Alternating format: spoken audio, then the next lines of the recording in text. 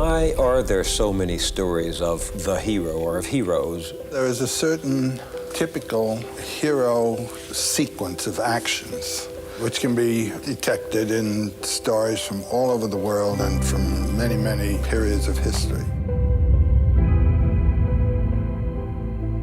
It's essentially the one deed done by many, many different people.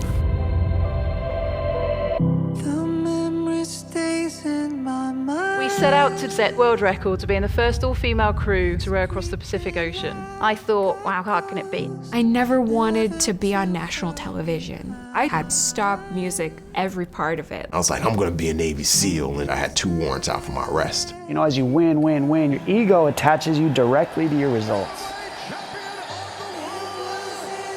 Then you lose.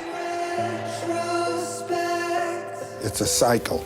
It's a going and a return that the hero cycle represents. We were 500 miles offshore, 10 days into 257 days at sea, and I faced the biggest barrier I had out of the whole trip. The judge said, hey, this guy is adamant about turning his life around, then yes, I'll expunge his record.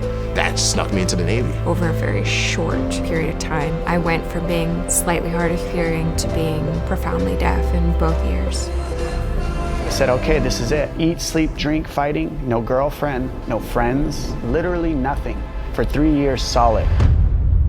I didn't lose again.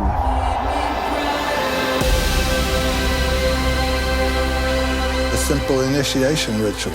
A child has to give up his childhood and become an adult.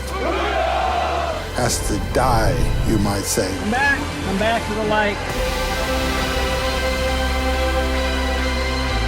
Even though I couldn't hear it, I could feel the noise that I was making.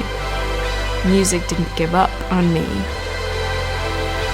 The whole journey in itself was always about testing my boundaries to help others on their journey.